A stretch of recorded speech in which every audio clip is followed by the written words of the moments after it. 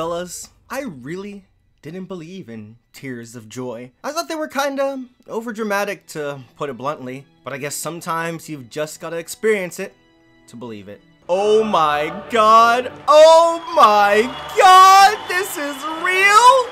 Yes! Finally! They actually listen! This one, that one, whatever! Woo! I'm just so happy! Vesperia Definitive Edition has been announced this past E3, and due to the fact that I'm just now making a video on it, you can probably tell that I'm still not over it. It was at Microsoft's E3, and I would have had a heart attack if they made the same mistake twice and had it be an Xbox exclusive, but no. Fuck no. It's releasing on everything, so none of you bastards have any excuse to not pick this one up. Sorry, I got a little excited. It's just... oh, Vesperia Definitive Edition is coming this winter and it's genius, not to mention a dream come true. So just give me a second, I swear I'm chill now. Allow me to explain why I'm excited for this release, why you should be, and what this means for the series. There's a lot more to unpackage than you might think. I'm sure that if you're watching this, you know about the dilemma Vesperia was in. It released as a 360 exclusive, but JRPG fans didn't mess with the 360, so it didn't sell as well as it should have. Then it got re-released on the PS3 with extra content, but that was Japan exclusive. That being said, years passed, and I, along with many others, never thought anyone outside of Japan would get this game. Hell, I even caved and imported it because I wanted those sweet extras. So imagine my surprise when it was announced. That was some of the best news ever. As someone who's played both the original release and PS3 version multiple times, I love Vesperia and hate that I can't talk about it with many JRPG fans, let alone fans of the series. But now my Vesperia babies are in the spotlight once more, and I'm just such a proud father. That's my child, damn it, my daughter! You know, I really shouldn't give too many of my thoughts in this game. I'm making a top 10 favorite Tales game soon. I want to keep some suspense, yada yada yada, but screw it, here we go baby! Top 5 things I love about Tales of Vesperia. Number 5, this soundtrack is underrated as crap! I found every song incredibly memorable, fitting for what was happening in the game, and I immediately wanted to keep listening to it after the game was over. It's so good! Number 4, the voices are sexy!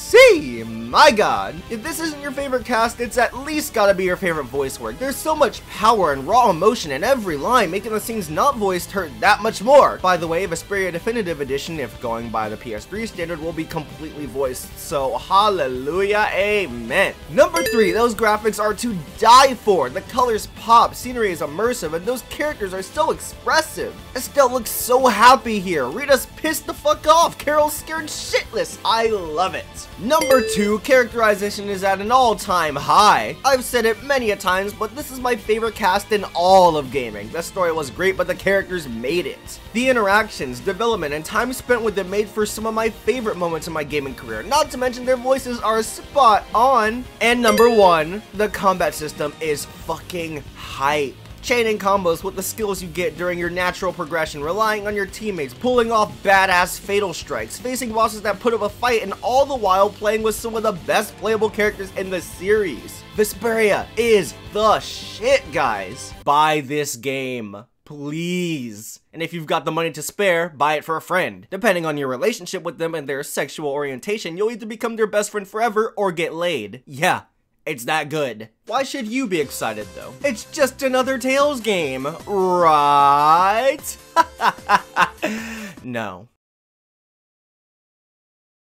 For what few flaws Vesperia Vanilla had, Vesperia PS3 fixes them and then adds a shit ton more, because why the hell not? As someone who's played the PS3 version, I can tell you that every added detail is great on their own right. Of course, there's the big one, or two, Flynn and Patty as playable characters. In the original Vesperia, Flynn was actually playable in one battle, but that was such a tease. It really felt like Flynn was supposed to be a party member, but he never was, and that kinda sucked. But in this version, he keeps joining the party during pivotal moments. He still has all the great conflict and interactions with Yuri on top of new scenes and more characterization, and of course he joins for good during the endgame and postgame. Then there's Patty, who becomes a permanent party member much sooner and fits right in with the cast. She has such a great story to tell and a pretty damn emotional moment in one of the new areas the game introduces. Both characters are my favorites to play as, other than Yuri, the protagonist, by the way. Flynn is a much more fluid, combo-oriented version of Luke, as well as being a bit tanky and having some light spells. And Patty is the most unique, having a small bit of gambling in nearly every art. Combined with her different forms she can activate over the course of battle, I found myself playing as her a lot more than I thought I would. But what else is there? Well, like I said, gobs and gobs of new areas. Some even making their way into the main campaign, and many are introduced in the post-game. Speaking of that, the post-game is titanic.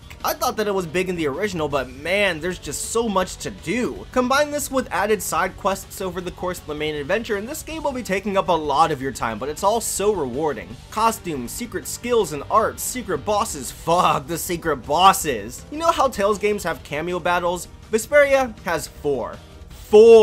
There are also many more secret bosses that I won't spoil, but I will say that the Sword Dancer is back and better than ever. There are even extra bosses added to the main story, beefing that up a bit too. Lots of big things here that I haven't even finished covering, but there are a lot of smaller details I absolutely loved as well. They don't really get talked about, unfortunately, so let's change that. Cutscenes are much more cinematic in the updated version. This helps the dramatic moments that much more and ups the game's presentation. There's a confrontation with Flynn later on in the story that was always one of my favorite scenes in the game, but they add so many more angles and effects that made it one of my favorite scenes in the series. Plus you get a lot more up close shots of the models and they look great, so that was a treat. Then Yuri's hair looks more black than purple, the sound effects are updated to feel that much more satisfying, some skills are rearranged into different weapons to make progression that much smoother, there are more arts and skills, the second tier mystic arts that deal colossal damage, I could go on and on. Vesperia PS3 and eventually Definitive Edition adds so much to the refined Tales formula, making it one of the best in the franchise and one that anyone could get into. This was the other game I was debating alongside Exilia for recommending it to the series newcomers, and with Definitive Edition coming out, I really don't blame you if you pick this as your first.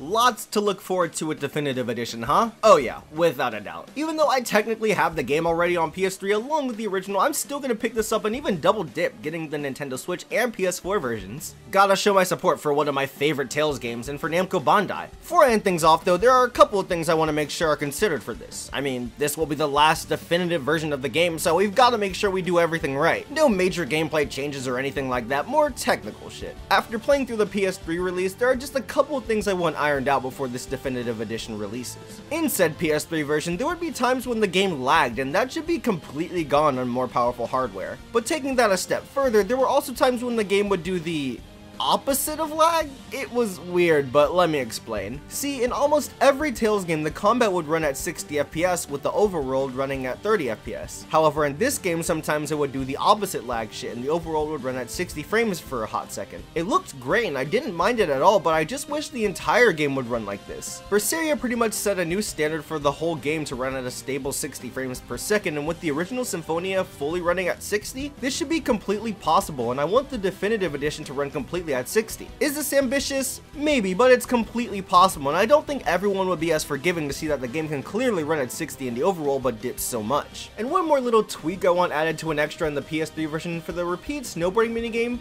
please make the controls not nearly as slippery as they are now. This minigame could be so much more fun if the controls weren't bad. So just brush that up a bit, and that side mode could be a lot more fun than it is now because, yeah.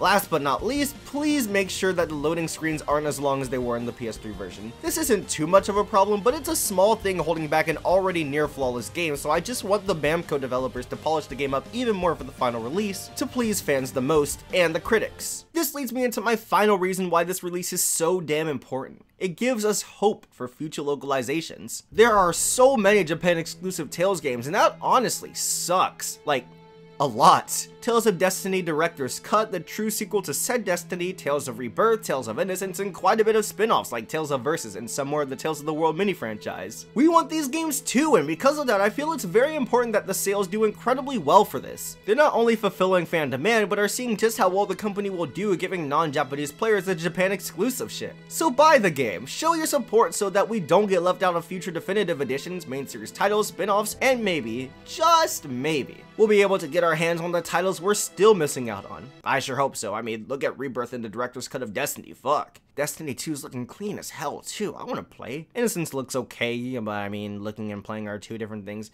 Alright, I'm getting off topic. Above all else though, I'm just really excited to finally be able to express my love with more people. This game is so good, guys. And I was so discouraged that not many people could play it. But times are changing and we're living in the best timeline, baby. I'm looking forward to seeing more people fall in love with the characters and world just as much as I did, and it really feels so good to say that. Here's to many of you guys' first playthrough and my 7th. Maybe 8th. I kind of want to go through New Game Plus, the PS3 version, before Definitive Edition comes out. I haven't decided yet. Enjoy Vesperia, guys. You're gonna love the crap out of it. I know I did.